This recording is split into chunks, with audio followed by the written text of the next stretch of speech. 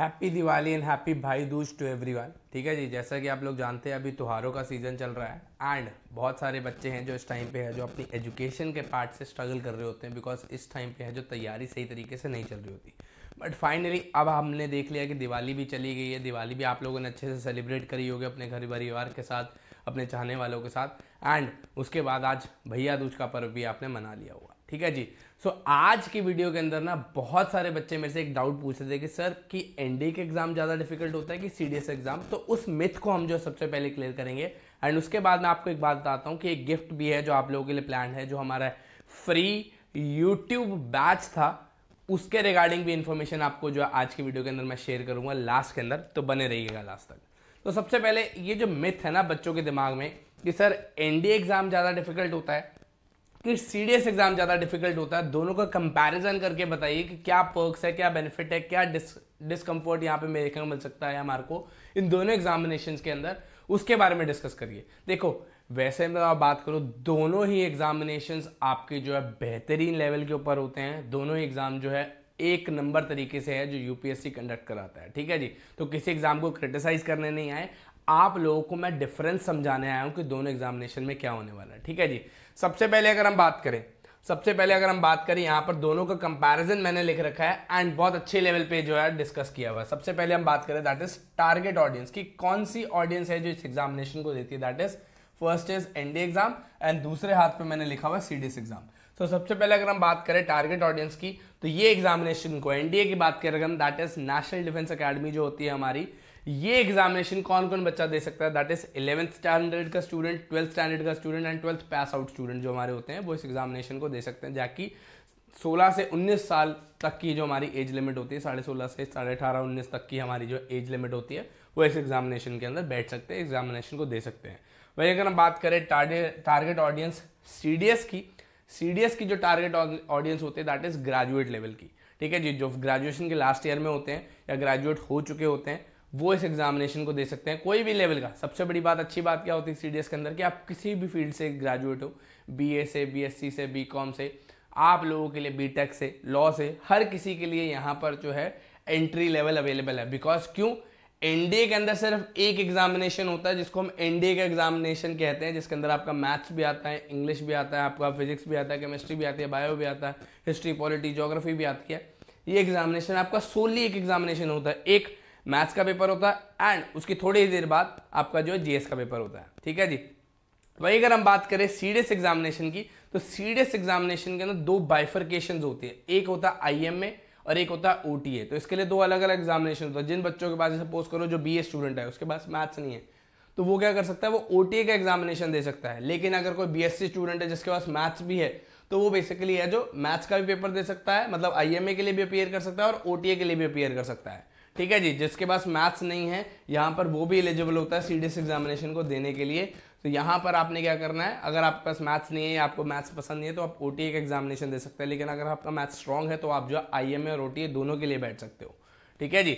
वहीं अगर हम बात करें ट्रेनिंग पीरियड की, तो ट्रेनिंग पीरियड जो होता है वो एनडीए के अंदर होता है, 3 साल आपको जो है एनडीए के अंदर ट्रेन किया जाता है, जो कि ट्राई सर्विसेज होती है हमारी, जिसके अंदर 3 साल जो आर्मी, नेवी, एयरफोर्स के लिए अगर आपने चूज करना भी है तो आपको इकट्ठे ट्रेन किया जाता है। कहाँ पे, एनडीए के अंदर, खड़कवासला। ठीक है जी, पुणे के अंदर जो आपको ट्रेन किया जाता है। वहीं अगर हम बात करें उसके बाद 3 साल की ट्रेनिंग के बाद आपको जो 1 साल की रिगरस ट्रेनिंग कराई जाती है, कहाँ पर, दैट इज आईएमए के अंदर। ठीक है जी। आईएमए, एएफए, आईएनए अपने अपने रिस्पेक्टिव फील्ड चूज कर सकते हैं। अगर आप आर्मी जाना चाहते हैं आईएमए, नेवी जाना चाहते हैं आईएनए एंड एयरफोर्स जाना चाहते हैं दैट इज एएफए। ठीक है जी।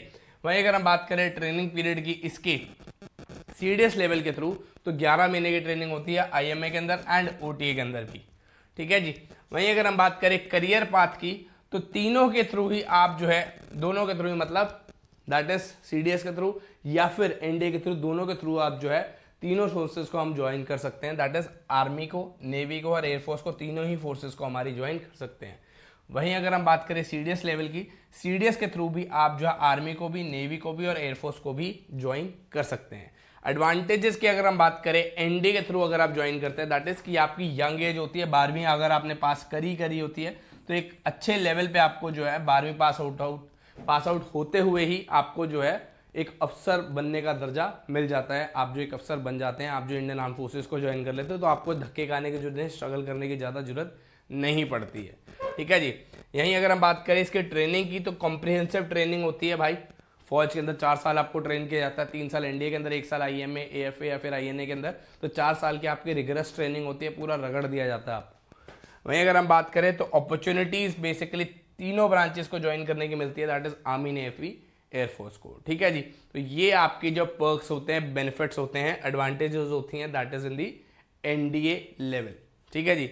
वहीं अगर हम बात करें एडवांटेजेस की एट सीडीएस लेवल, तो सीडीएस लेवल के अंदर क्या होता है ना, आप थोड़े से जब आप ग्रेजुएट हो जाते हो, सपोज करो जैसे एनडीए बच्चे, बहुत सारे बच्चे, उनके लिए भी एक बेनिफिट है ये, जिन बच्चों का एनडीए एग्जामिनेशन नहीं निकलता। ठीक है जी।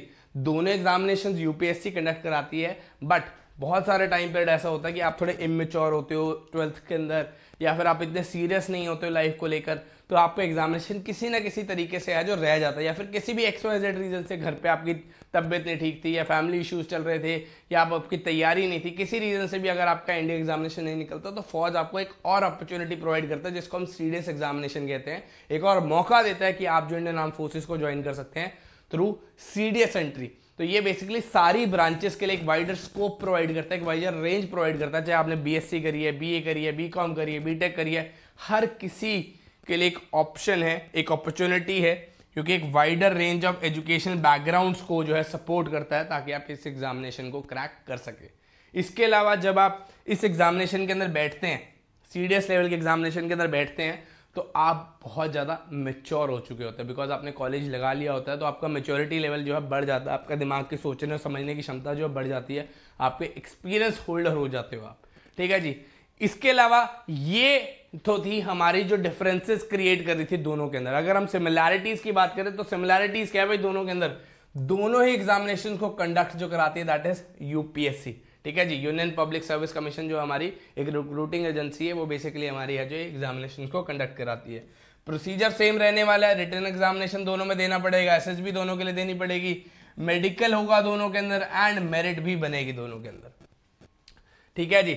फोर्सेज आप तीनों सेम ज्वाइन करोगे, that is army, navy, air force, तीनों ही आपको जो, अगर आप एनडीए लेवल के थ्रू ज्वाइन करें, सीडीएस के थ्रू ज्वाइन करें, कोई फर्क नहीं पड़ता, दोनों के थ्रू आप जो है आर्मी, नेवी, एयरफोर्स ही ज्वाइन करेंगे। वहीं अगर हम बात करें, बस डिफरेंस क्या है कि अगर आप 12th के अंदर है या 12th पास आउट है, तो आपके पास एक पहला मौका मिलता जाता है, that is joining the Indian arm forces. अगर आप पहली अपॉर्चुनिटी क्रैक करना चाहते हैं, दैट इज एनडीए लेवल की, और अगर आप इस लेवल पे क्रैक नहीं कर पाते हैं, तो आपके लिए एक सुनहरा अवसर, एक सुनहरा मौका जो फौज फिर देती है, दैट इज ग्रेजुएशन लेवल पे। तो ग्रेजुएशन के अंदर अगर आप लास्ट ईयर के अंदर है, एंड अगर आप ग्रेजुएट हो चुके हैं, तो आप लोगों के लिए एक और सुनहरा मौका जो है फौज देती है, ताकि आप जो इंडियन आर्म फोर्सेस को ज्वाइन कर सके और अपना पूरा कर सके। ठीक है जी। सो दोनों के अंदर मैं ये नहीं कह रहा हूं कि ये बेटर है या वो बेटर है, इट इज जस्ट दैट कि एक मौका आपको पहले मिलता है एनडीए लेवल के अंदर, एंड अगर आप वो मौका गवा देते हैं, तो सीडीएस के अंदर एक सुनहरा अवसर आपको जो दोबारा से मिलता है, फौज आपके आगे फिर से एक केक प्रोवाइड करती है, ताकि आप लोग खा लो। ठीक है जी। बस इट इज जस्ट दैट कि एनडीए के अंदर आपको थोड़ा सा मैथ्स डिफिकल्ट होता है, एंड जीएस के अंदर आपका सीडीएस के अंदर आपका जीएस का पार्ट थोड़ा ज़्यादा डिफिकल्ट होता है। आपको दोनों को मैनेज करना है, बाकी आपके ऊपर है, आप कितनी तैयारी करते हैं, कितने अच्छे तरीके से आपकी प्रिपरेशन है, कितना टाइम देते हैं, कितना डेडिकेटेड है, कितने सीरियस है इस एग्जामिनेशन को क्रैक करने के लिए। दोनों ही एग्जामिनेशन क्रैक करने वालों की शक्लें अलग नहीं होती, दोनों एग्जामिनेशन क्रैक करते हैं बच्चे, एंड इंडियन आर्म फोर्सेस को ज्वाइन करते हैं। सो आई होप आप जिस भी एग्जामिनेशन की तैयारी कर रहे हो, चाहे अगर आप एनडीए के स्टूडेंट हैं, तो आप एनडीए के ऊपर फोकस करें बहुत अच्छे तरीके से। अगर आप सीडीएस एस्पिरेंट है, तो सीडीएस के लिए भी एक बेहतरीन मौका रहता है कि आप जो है इंडियन आर्म फोर्सेस को ज्वाइन करें थ्रू सीडीएस एग्जामिनेशन। ठीक है जी। रही बात एक और हमारा जो लास्ट सरप्राइज था, दैट इज कि आपका जो यूट्यूब का जो सेशन होने वाला है, यूट्यूब का फ्री यूट्यूब बैच जो आपका मैं लॉन्च करने वाला हूं। ठीक है जी। Free YouTube batch for CDS exam. ठीक है जी। सीडीएस एग्जाम के लिए फ्री यूट्यूब बैच जो आप लोगों के लिए लॉन्च होने वाला है, ये आज का आपका सरप्राइज था। ठीक है जी। 1-2 दिन के अंदर, मोस्ट प्रोबेबली आप कह सकते हो कल या परसों के अंदर, आप लोगों के लिए एक फुल फ्लेश वीडियो आ जाएगी कि बैच कब से स्टार्ट होगा और प्रॉपर क्लासेस का क्या शेड्यूल रहने वाला है, उसके ऊपर भी मैं एक प्रॉपर वीडियो बनाऊंगा और आपके सामने लाऊंगा। ठीक है जी, तो घबराने की जरूरत नहीं है, हमारे पास टाइम अच्छा है, मेहनत अच्छी करेंगे एंड आप लोगों से सीधा मुलाकात करते हैं आप नेक्स्ट वीडियो के अंदर। ठीक है बच्चे, आई होप आपको वीडियो पसंद आई तो लाइक जरूर करना एंड अगर आप इस चैनल के ऊपर नए हो तो चैनल को सब्सक्राइब करके जरूर जाना। जय हिंद, जय भारत।